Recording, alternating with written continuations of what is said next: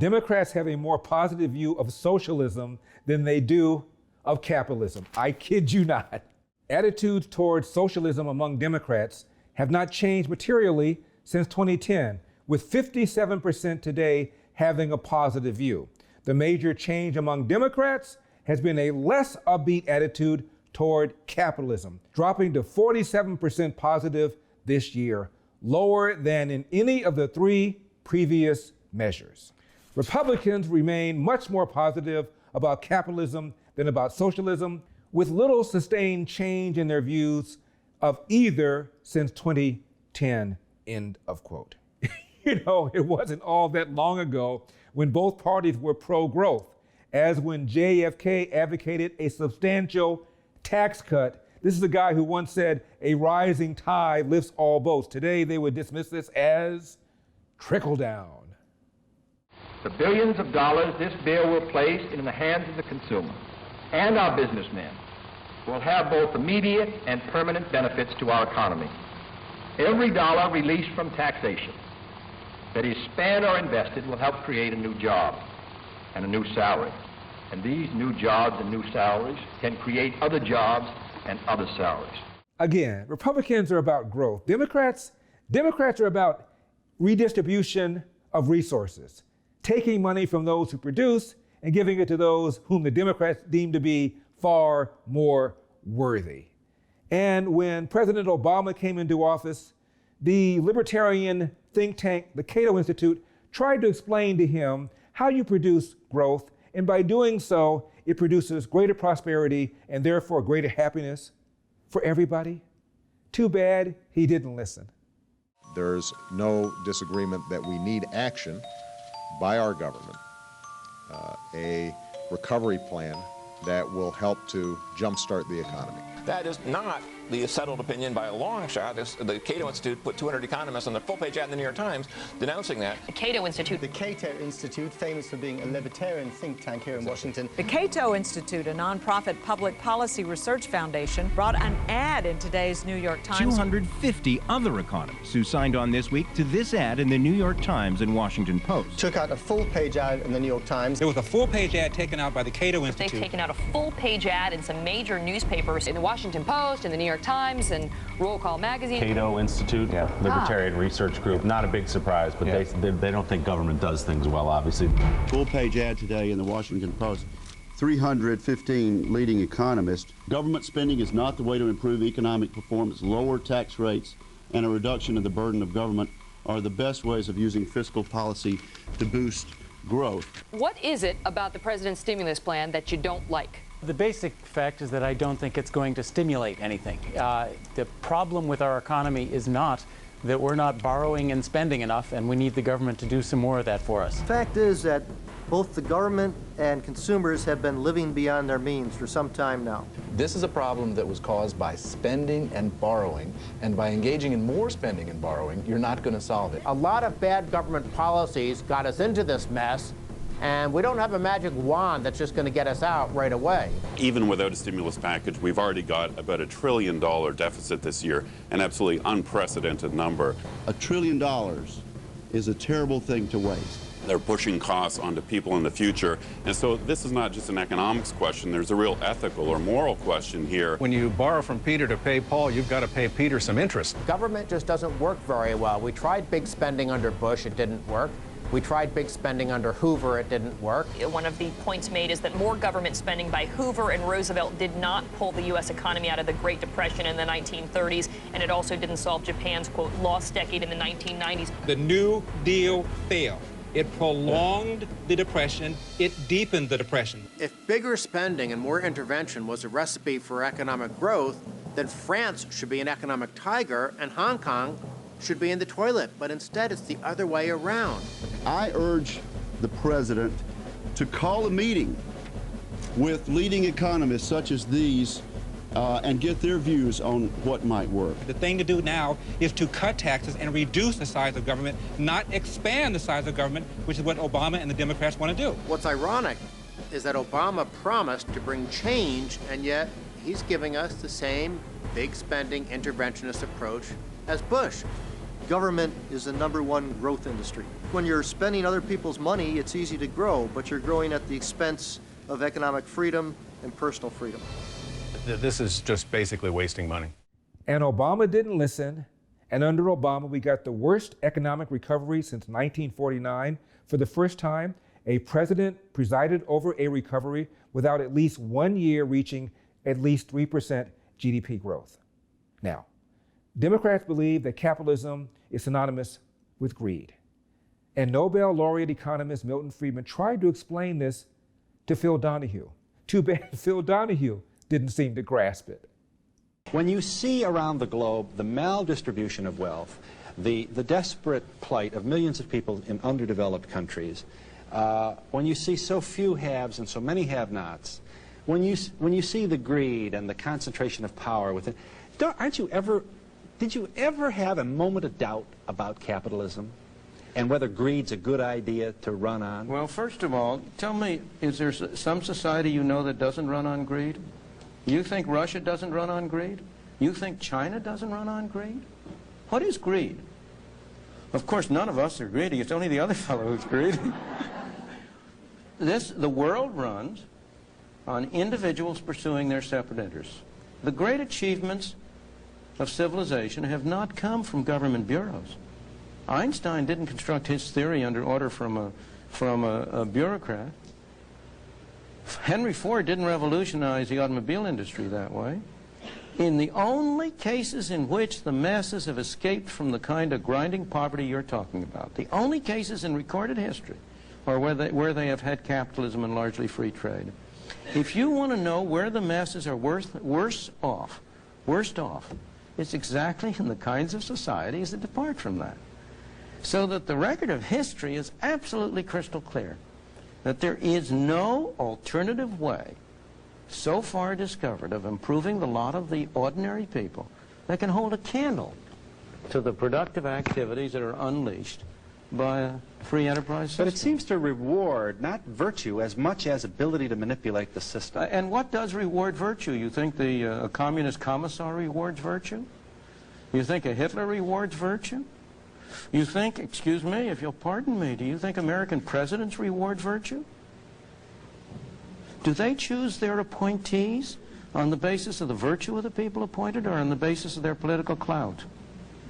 Is it really true that political self-interest is nobler somehow than economic self-interest? You know, I think you're taking a lot of things for granted. And just tell me where in the world you find these angels who are going to organize society for us. Well, I don't even trust you to do that. Now, one of the first things you learn in Economics 101 is tan snaffle. There ain't no such thing as a free lunch. Here is Bernie Sanders at an airport in Sweden talking about free stuff. Countries have never gotten the credit in this country that they deserve. Look, you know there are problems in Sweden, there are problems in Denmark, problems in Norway. But when they guarantee health care to all of their people, how much do you pay for a doctor when you go to a doctor? Like nothing. Like nothing. That's pretty good. Did you go to college? I did, yeah. How much did it cost? Nothing. What about child care in Sweden? It's almost free. Okay. You know, that's pretty good. And your rate of childhood poverty in Scandinavia is much lower than it is in the United States. So, you know, I think that those are programs and ideas that we should take a hard look at. And I think there's a lot to admire in what the governments of Sweden and Denmark and Norway and Finland have accomplished. The brilliant economist Tom Sowell, not amused. Here's a quotation from Bernie Sanders, the Vermont senator who nearly won the Democratic presidential nomination. Quote, quoting Bernie Sanders, while there are some great corporations, this is the question of causation versus blame, while there are some great corporations trying to do the right thing, in my view, and I say this very seriously, the greed of the billionaire class, the greed, this is not supposed to be funny, I say this very seriously, the greed of the billionaire class, the greed of Wall Street is destroying the lives of millions of Americans, close quote. What do we make of that? It's astonishing, but I think even more astonishing is how many people voted for Bernie Sanders at a time where in socialist Venezuela, people are starving. They're breaking into stores in their desperation to get some food. They're crossing the borders into other countries to stave off starvation. In a country that has one of the world's largest supplies of oil, that they've managed to do that in that country. And people are so utterly insulated from facts that the fact that Bernie Sanders paints a very beautiful picture is all that matters. Senator Sanders, meet this new Republican Congresswoman-elect. Well, I grew up in socialistic country. It actually was, Socialistic Republic of Ukraine. I was saying, in my 42 years, I grew up in socialism. I saw what happens when it runs out of money, and it's not pretty. And now I came to America 20 years ago with a suitcase after meeting my husband in a train in Europe, and he is a raisin-born Hoosier. And now we're building socialism. I'm kind of going full circle, so I can tell you what is going to be next. It's very sad for me to see that, and that made me, as a mother of 2 daughters, it made me get involved and do something about it, because that's not very good for our country. I think that we need to be good students of history. In our country, for last century, we fought against socialism, and a lot of young kids died. I took my kids to the beaches of Normandy, and you can see how many young kids died fighting for freedoms, how many wars we fought, and we won. And let's look at any country that had socialism. Every country failed because this system is not sustainable. This system creates a lot of destructions and misery. So we have to be smarter than that. We're not going to change. There are only 2 systems. You have freedom and free enterprise, and you have system where government decides and political elites on top how we're going to live and what we're going to do. And if you think about it, we're not equal. We all want different things. We want to have equal rights to pursue happiness, but we want all different things. We have different, we don't even want to travel to the same countries. If the government forces us to be equal, you have to suppress. So every socialistic system, it's about suppression. And we have to value our freedoms because we're the greatest republic that ever existed. Bernie Sanders never fails to extol the virtues of the Scandinavian countries, socialist countries, he says. Don't tell that to the president of Denmark. I know that some people in the US associate the Nordic model with some sort of socialism. Therefore, I would like to make one thing clear. Denmark is far from a socialist planned economy. Denmark is a market economy.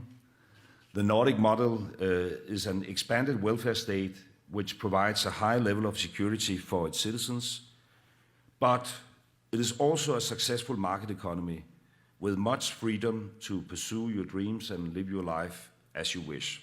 Socialism means government ownership of means of production, as when the Democrats want the government essentially to take over and run healthcare. A welfare state means transferring money from those who produce to those whom the politicians deem to be worthy of receiving the money. That's a very different proposition. And as the president of Denmark says, there's a huge trade-off. But what does it mean to have a welfare state, you could ask? Well, for instance, we have universal health coverage. You don't pay to see your doctor or go to the hospital. We have a high degree of social security. You are entitled to benefits if you lose your job, if you get sick, if you are disabled. We have 1 year of maternity leave. We have subsidized early childhood education and care. And we ensure care for our elderly if they cannot manage on their own. We also have a strong and free educational system. Students in institutions for higher education and universities don't pay tuition. On the contrary, they receive educational grants for studying. So what is the catch, you could ask? And the most obvious one is, of course, the high taxes. The top income tax in Denmark is almost 60%. We have a 25% sales tax, and on cars, the excise duties is up to 180%. So in total, Danish taxes come to almost half of our national income compared to around 25% in the US. quite a substantial difference, you could say. Finally, leave it to rock star / world philanthropist Bono to explain to people like Bernie Sanders and Joe Biden and the Democratic Party what creates growth, what creates wealth. It's not giving somebody something. It's not taking from somebody and giving it to somebody else. It's this. So some of Africa is rising and some of Africa is stuck. The question is whether the rising bit will pull the rest of Africa up or whether the other Africa will weigh the continent down. Which will it be? Stakes here aren't just about them. Imagine for a second this last global recession, but without the economic growth of China and India, without the hundreds of millions of newly minted middle-class folks who now buy American and European goods. Imagine that. Think about the last 5 years. Rockstar preaches capitalism. Wow. Sometimes I hear myself and I just can't believe it. But commerce is real. That's what you're about here. It's real. Aid is just a stopgap.